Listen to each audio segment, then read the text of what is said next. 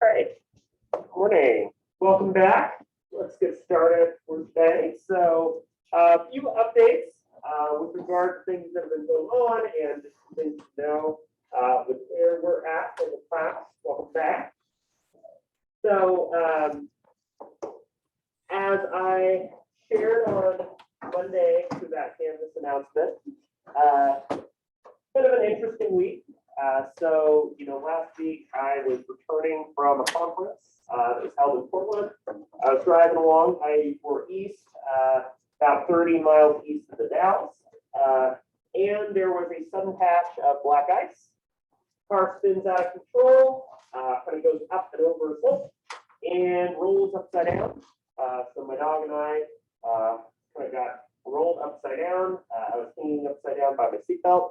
And there were about 3 or 4 other cars that had also flipped and crashed right around where I was. It was just outside of the 100-car pile up around Pendleton. Police officer drove me over to the Dalles. My dog and I are fine. Everybody's fine. We've been checked out medically. But that was kind of fun. Happened on Monday and has meant that over the last couple of days, things have been a little bit rough trying to get back here and all of that safely. So I mentioned that just for a couple of reasons. First of all, if you're traveling and driving, please be extra careful. Again, this was patched, seemed pretty fine, but there were just kind of sudden black ice that came up and spun everything out. So be extra careful when you're on the road. And then just to mention that I'm doing my best to catch up on emails, reading, and all that good stuff. But I've been pretty out of commission for a little while, so just be patient as I'm trying to catch up with that stuff. We didn't meet on Monday just because I was headed back on that day. And so, Monday, I was originally going to have you all complete digital assignments for attendance, but I also know this at this point in the quarter, people are really having a rough time. And trying to catch up in classes and all of that fun stuff. So I thought rather than giving you an assignment for that day, giving you the chance to catch up on stuff in other classes and things you missed was probably the best way to go. So we didn't have any sort of assignment credit on Monday. I am going to host a quiz for this week later today and give you some extra time to next Wednesday to complete that quiz since it'll be posted late. And again, I'm working through all of your messages, emails, rating, all that good stuff. Now that I'm safely back in LeGrand, a little bit of a fun trip back. I ordered an SUV, but I got this tiny little compact, like Mitsubishi car. Had a little bit of fun driving that through the ice and snow. So just give you a little story and update about where things are at and just what to expect in the next few weeks. We are in week 8, so we are pretty close to the end of the quarter. In fact, we'll be going through some things related to group motivation this week.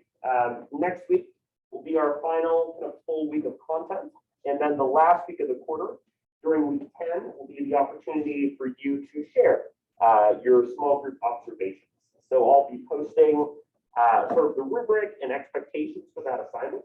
I posted a Google form where I asked you to indicate the days that you would be available to present. And so we'll work with that to set up that presentation schedule so that you know when you are supposed to share. And then we don't have a formal meeting on the final exam day. So a lot of people are headed out for spring break. But that will be the deadline for you to turn in any remaining assignments or things that you need to get in at this point in the course. So just know that that's coming. Any questions related to anything in the course, where we're at, what's coming up, and what's left? Sure, questions might come up later, so feel free to contact me or raise your hand if anything comes up. So maybe it feels a little bit like an eternity ago, but our last class meeting on Friday was an opportunity for us to talk about group things. So we had a smaller group last Friday, and we used last Friday's class as a chance to talk about the idea that while groups can work together, brainstorm, and come up with a lot of ideas, one of the challenges becomes when members of a group don't really have the opportunity to openly share their ideas and concerns. We showed a short video from the Challenger space shuttle disaster, right, where the rocket entirely blew up and killed 13 to 14 people. And that happened because while there were scientists who expressed concerns and fear that the shuttle wasn't ready, there was this urge to push it through to get it done and not really integrate those concerns. And showing some of the issues here of groupthink. We also talked about how different leadership styles and aspects of group communication help us. As a reminder, you've got that small group observation essay. At this stage, I really recommend that you walk in a date and time that you're observing a group if you haven't done so already. Again, I really encourage you to reach out to friends, teammates, colleagues at EOU to find out some of the activities or groups that they're a part of so that you can figure out an opportunity to observe and maybe do a mutual observation if they're in this class. And I also will post, again, a list of some of the clubs and activities available on campus. If by the end of the week, you have not been able to find a group or figure out how you're doing that observation, please let me know so that I can sort of help to slot you in. Because, right, if it's the night before and you don't have the chance to have a group to observe, you won't be able to be on track for that assignment. So I want to help you out just to make sure you've got a plan and know what you need to do.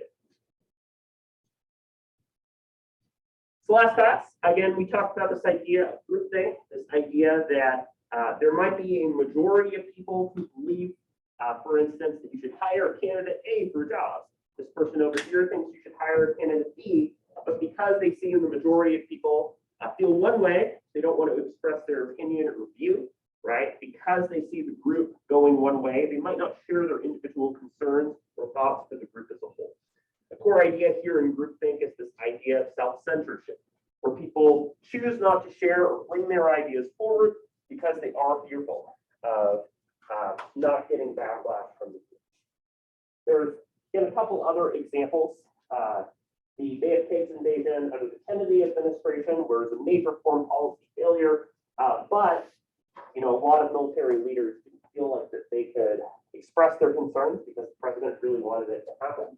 Another example is Swiss Air, a major international flight company that sort of felt that it was invulnerable, it could never go down, but it lost support and funding and it went bankrupt.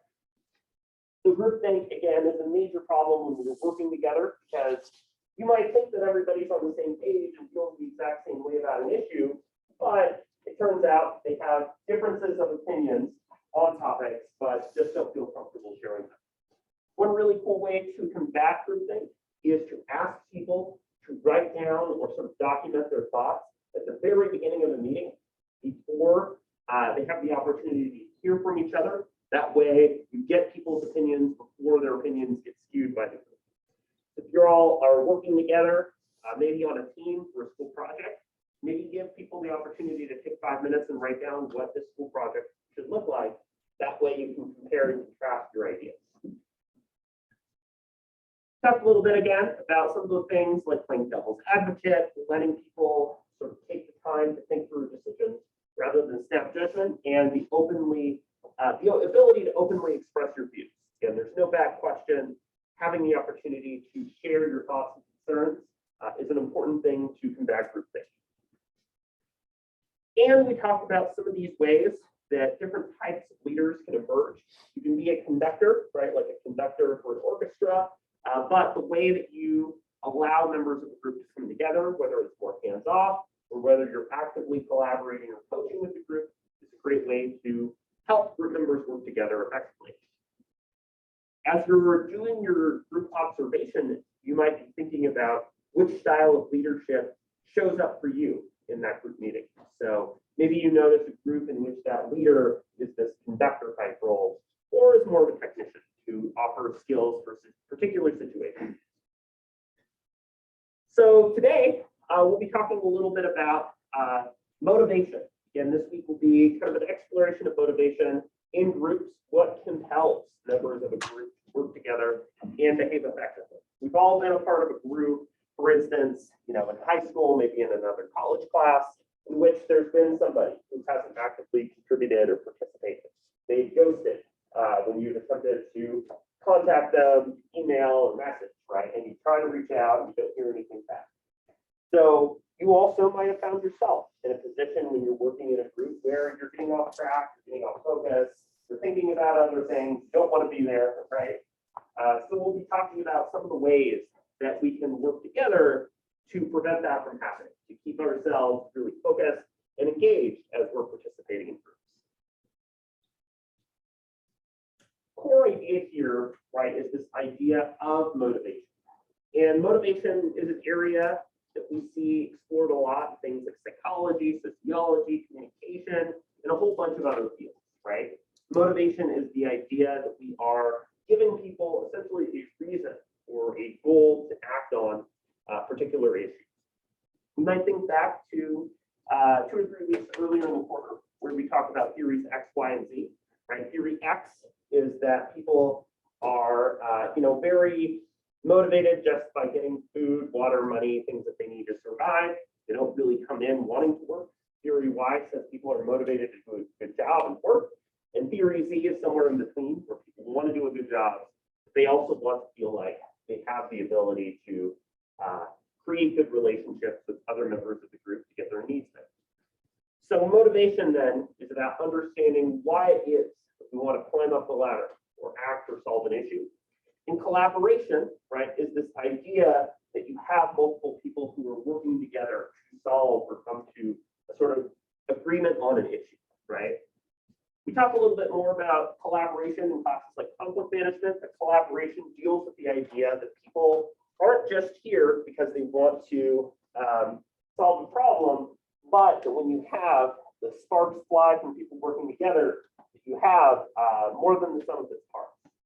When you all were working together on putting together the birthday party, right? The idea is, bringing in, like flying in a basketball star or doing like a piñata or all of those fun things were not things you might have been able to brainstorm all together on your own.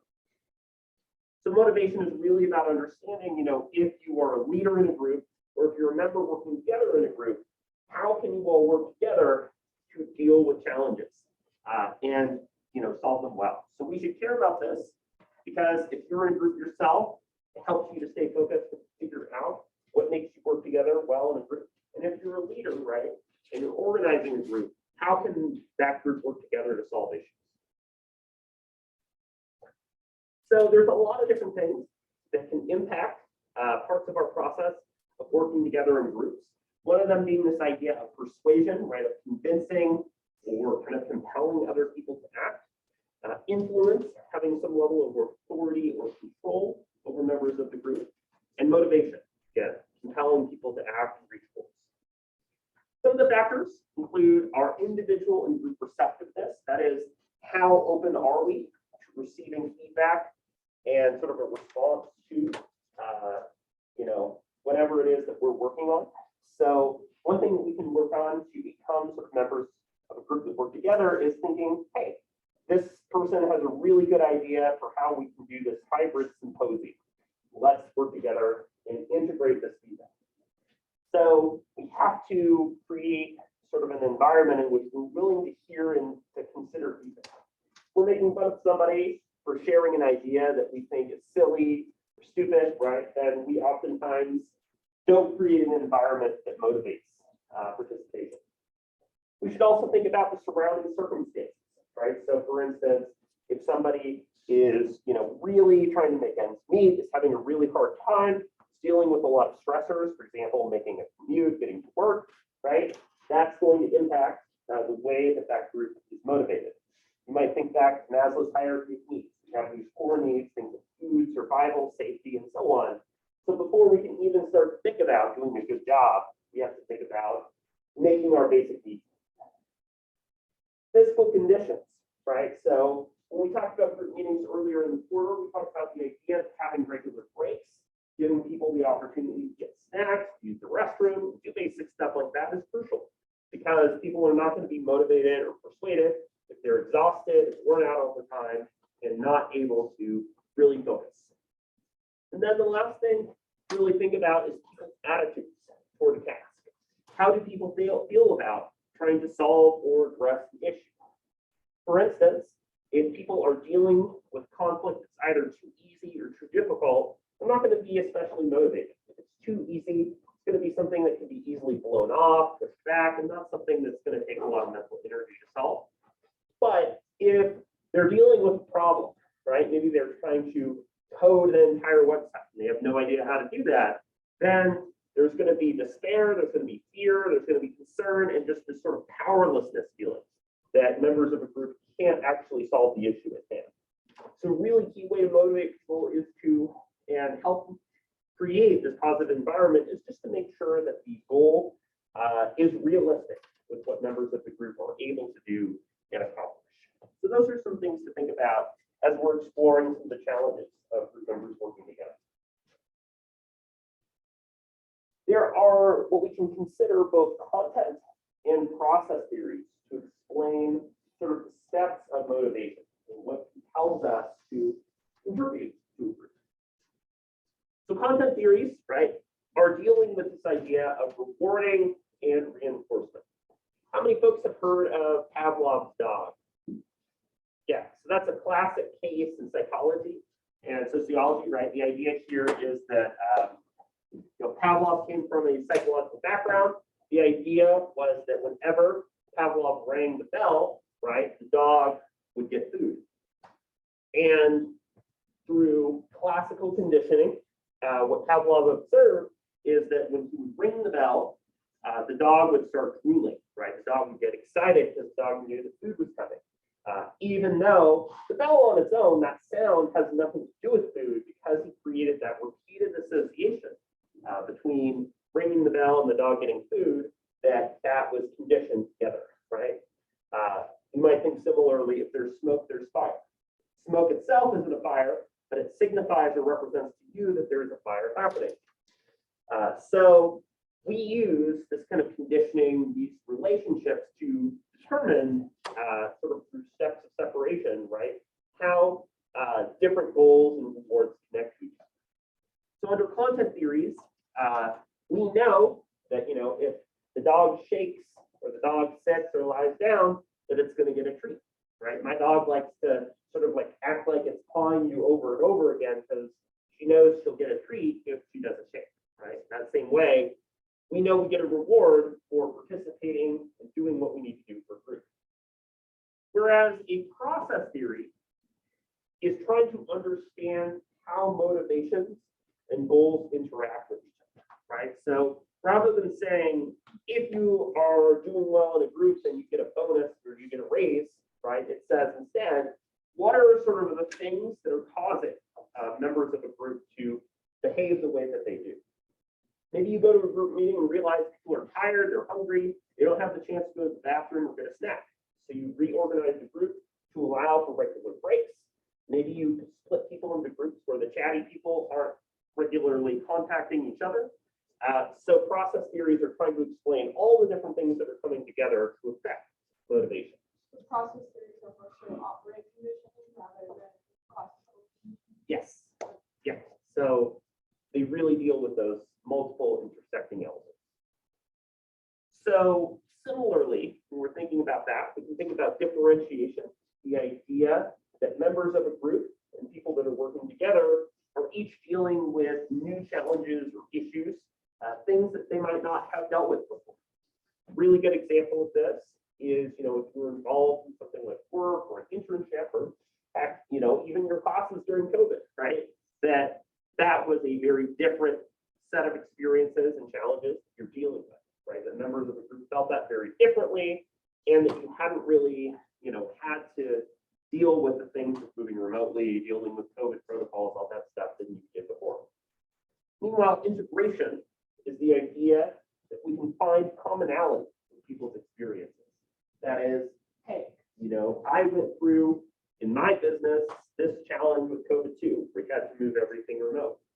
So differentiation, when we're thinking about why people are working together in a group, deals with the idea that each member of the group brings in something new, right, and adds something to the table. And integration deals with the idea that at the same time, we have a set of similar experiences that let us work together well in a task. Again, we could all be really good at understanding how to use a computer or how to use Zoom. And that helps to motivate some of the ways that we're compelled to act together as a group.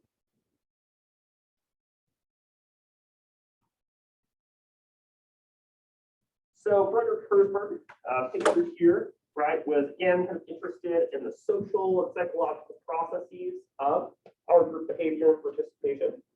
And Herzberg suggests that we experience motivators, right? These are things that we gain through our working in group. For instance, maybe we gain fame, maybe we gain respect and appreciation. If you're working on a school project, right, and you're doing like a presentation as part of a group, your presentation goes really well, your teacher is really happy, right? And you get a good grade. That's a motivator. Hygienes, which sounds a little bit weird, right? You might be thinking about like washing your hands. Hygienes instead, in this theory, means that we feel when something is gone, its effects in a negative way.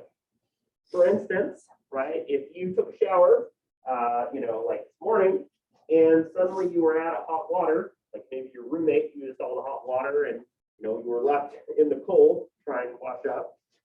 That's an example of a hygiene place that you felt negatively because you didn't have hot water or didn't have that. Similarly, if you don't have things like food, water, money, other resources like that, those would be examples of things that you feel negatively when they weren't here. So in two-factor theory, we feel motivators, we feel good things, we act, but we also feel hygiene, feel bad things if they're not there, right? Get hot water, food, basic resources like that. The two-factor theory says we're motivated by both of those things. What we want and also what we need. How many folks have heard some of the difference between like intrinsic and extrinsic? Yeah, so that's ringing a bell for a couple people. I'll give you an example. If you're involved in like an athletic or an extracurricular activity on campus, you might think about how you feel about that activity, right? So when I did speech and debate in college, I was super stoked about it. I was really excited about it. When I first did it, right, I did it only because I was looking for an extracurricular that would help me when I applied to college. So I was very extrinsically motivated. Doing speech and debate on its own wasn't exciting to me. It was means to an end. But as I got into it and I fell in love with the activity, I enjoyed it on its own merits. I loved coming up with arguments. I loved presenting and sharing and doing all that fun stuff, right? So it became more of an intrinsic motivator. As you think about the activities, maybe the classes that you're taking, the things that you do, you can similarly think about it in terms of intrinsic and extrinsic motivation. So for instance, if you play golf, right?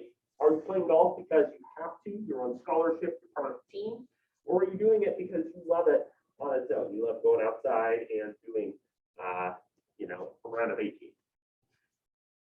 So that's an important consideration when you're thinking about how members of the group are motivated and behave.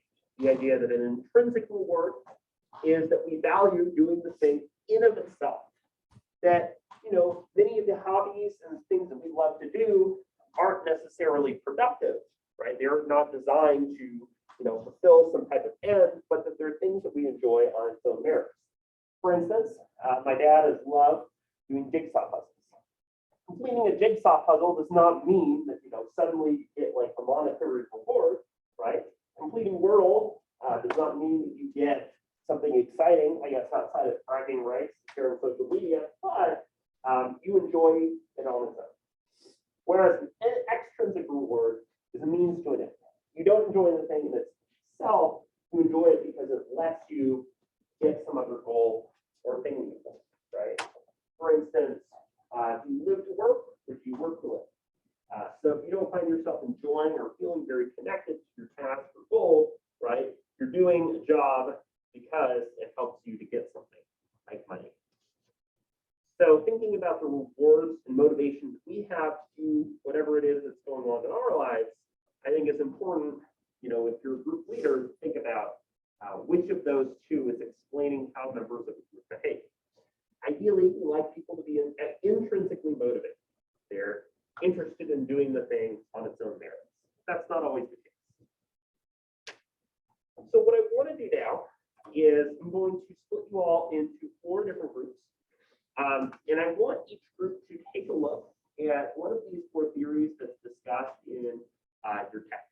So if you have access to a device like a phone or laptop, and you're able to access this week's readings, these theories and the discussion of these theories starts on page 315. If you don't have a device with you, you're welcome to sort of look over the shoulder of somebody who does, or just to contribute to a discussion surrounding these theories. So what I want each group to do is to take some time to identify what this theory is in your own words. And then secondarily, to connect this theory to group motivation. What compels people to work together in groups to solve problems or tasks. And like before, I'll ask one person in the group to write or type with everybody's names as your attendance for today. So we've got several folks that are here face to face and several folks on Zoom. So what I'll do today is have 2 face-to-face groups and then 2 groups on Zoom through breakout rooms. And again, I'll ask one person in each group to write or type, and also one person in each group to share some of the things that you came up with related to your theory. So it looks like we have 4, 5, 6, 8, 9 people here face to face. So let's do 1, 2, 3, 4, and 5. You 5 will focus on expectancy theory. 1, 2, 3, and 4. You all will focus on attribution theory. And then I'll do 2 breakout rooms. So the first breakout room has Clint, Destiny, Justin, and Presley. I'll have you all focus on goal theory. And then the final group with Francis, Guy, and Millie, I'll have you 3 focus on behaviorism. So go ahead and move over to your groups or to your breakout room. Take some time, learn a little bit about this theory, and be prepared to share some of the findings that you have with class as a whole.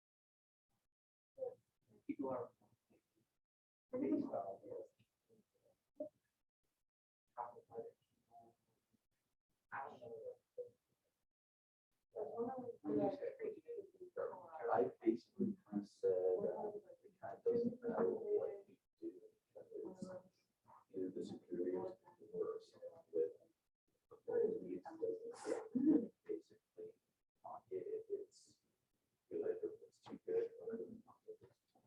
So it doesn't really matter. It's more about what people are.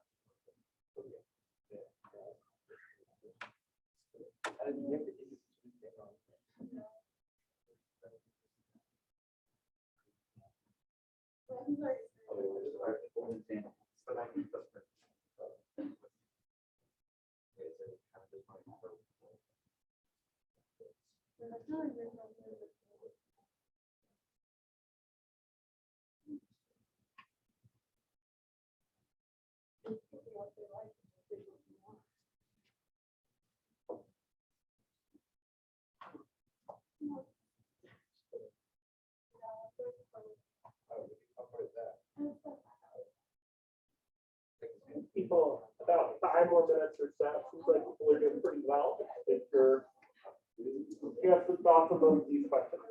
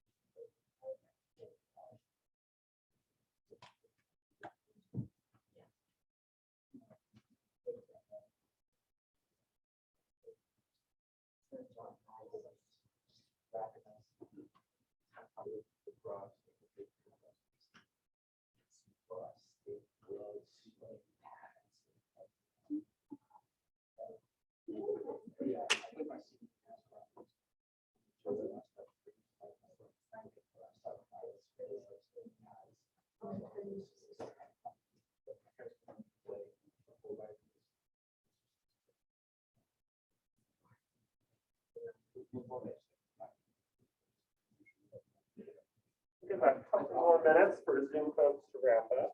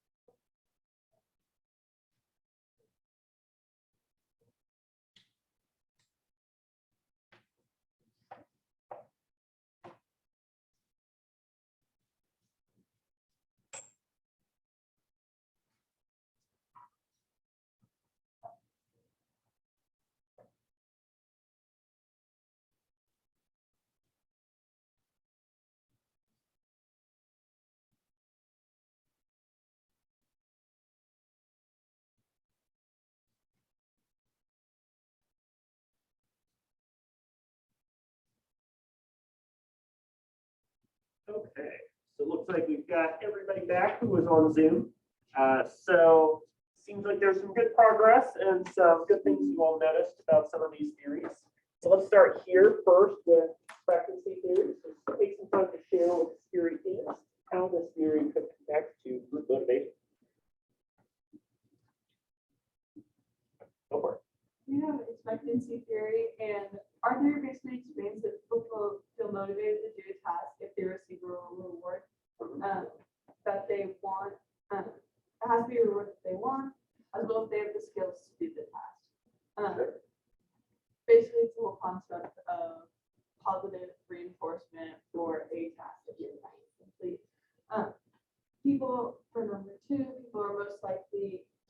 motivated for a task where they will receive that positive.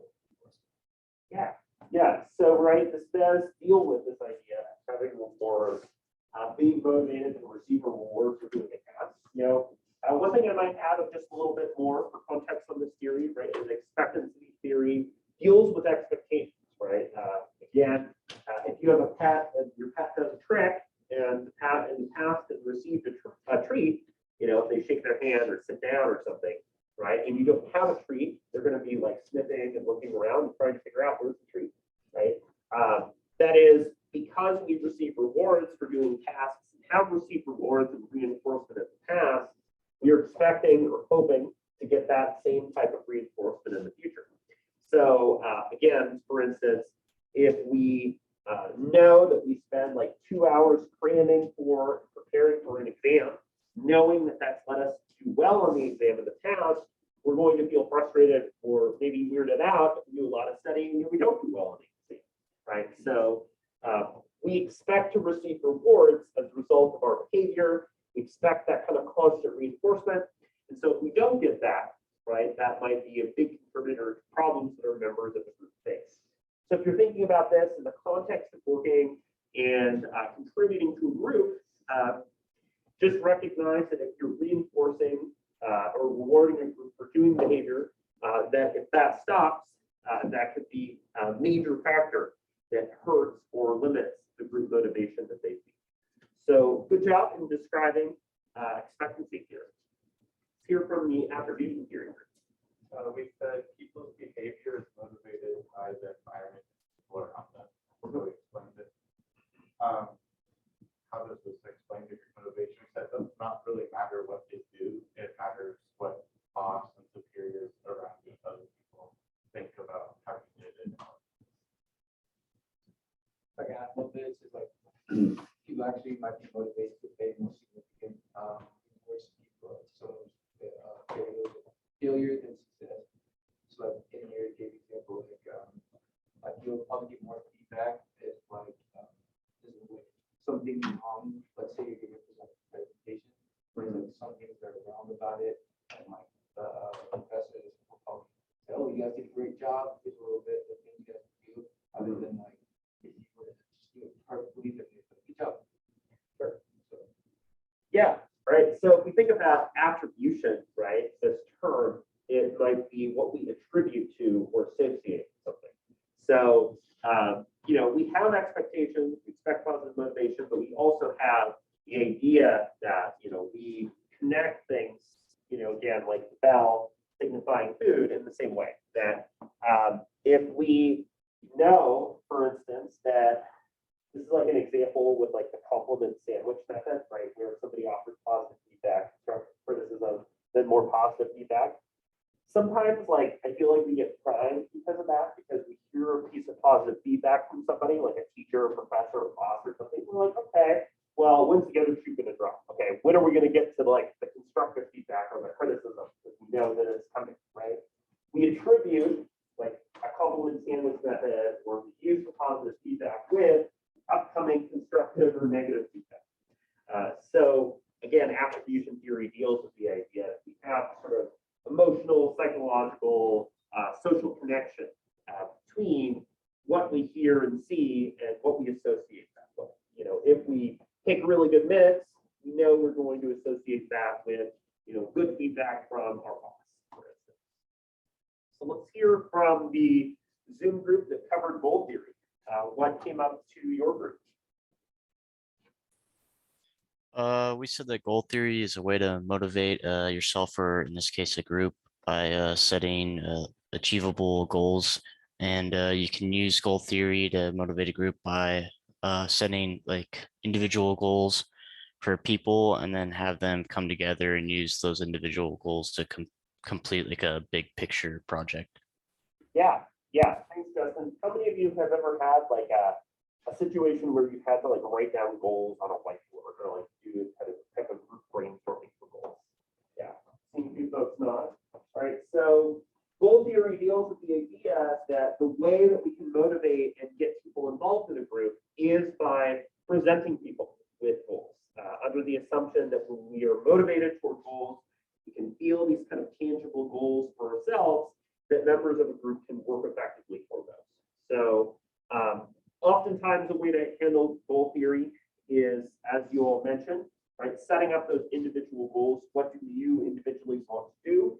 And then giving people the opportunity to share and kind of merge those goals together. You might have individual goals, but you also have group goals or tasks that you know the group as a whole is going to try to achieve and work on together. So goal theory can also connect to the problem of groupthink, right? If you ask members of a group to set up goals before giving them the chance to individually develop them or really think them through, you might have some missing spots or ways that your goals show up differently because you're paying attention to or self-censoring based on what turns up in the group.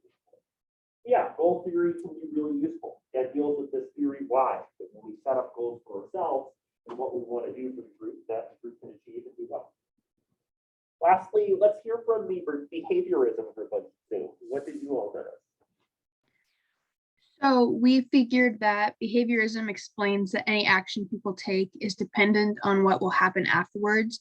If it has a good outcome or strengthens the behavior will continue, but if it doesn't, the behavior will cease. And in relation to group motivation, the actions of people can be motivators because of the outcome, similar to behaviorism. If the outcome of their actions is positive, it will motivate them to continue. If it does not, the opposite will happen. And behaviorism doesn't necessarily describe what's going on inside of a person or inside of the group, but it focuses on what's going on outside. Yeah, right. So behaviorism, right, comes from, again, somebody you might know from psychology and sociology, E.F. Skinner, right? And again, you might think back to the Skinner box, right? And the way that the creatures like rats were conditioned to receive feedback for their behavior, right? The rat pushes the button and a treat comes out. And again, in a similar way, we as humans are motivated toward behavior based on outcomes. For instance, if we know that when we're participating in a group and we're constantly interrupting or cutting off the other group members, that the group meeting is going to go a lot longer and you're not going to be able to get out on time and you're suddenly stuck for 2 or 3 hours, right? So then as a result of that, you might be motivated to say, hey, we need to get back on track. We need to work together. We need to get out of here on time, right? So behaviorism, again, is looking at the sort of outcomes through our behavior, right? You might think back to this idea of like the golden rule, treat other people as you want to be treated, right? That was probably on your like elementary school wallpaper. That's a similar idea, that when we act or behave in a certain way, that we can expect outcomes or behavior from other people that lines up with how we act. So we might choose to be polite or respectful or set an example for the group, knowing that members of the group might act similarly to us. Again, that deals with our discussion last week on group leadership. The idea that a good group leader is going to be one that sets the tone and the style of communication that members of the group should adhere to. So these 4 theories, again, are all good ways to help to explain and understand some of the things that compel us to participate and act within a group in ways that we do. When you're thinking about sort of the overall things for today and how they might connect to your group projects, where you're observing outside groups, you might be trying to understand what motivates or compels members of the group to participate, contribute to group discussion, to add their own thoughts and insights, and to contribute to the group's broader goals. So you're definitely welcome to integrate one of these theories into your response as you're working on that group observation. So to wrap up for today, we'll get out a couple minutes early. I think you all did a great and efficient job working through today's activity. We talked a little bit about how group motivation can be explained through these different theories, right? That these theories help explain what compels us to act and behave as members of a group as a whole. We also talked about this idea of intrinsic versus extrinsic motivation. We're compelled as an end of itself or as a means to an end. And then lastly, we talked today about the idea that available resources to us constrain, the way that we behave and participate in a group. Next class, we'll discuss some of the strategies and tactics that we can do to motivate people to participate well in a group, and some of the ways that feedback, including constructive criticism, can help us to make our groups work better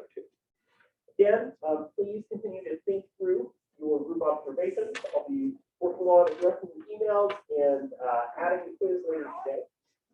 Please go ahead and either email me or pass forward your group activity with all of your group member names on it by the end of class if you haven't done so already. And I look forward to seeing you on Friday. Again, if you're traveling, be extra safe and have a good rest of your day.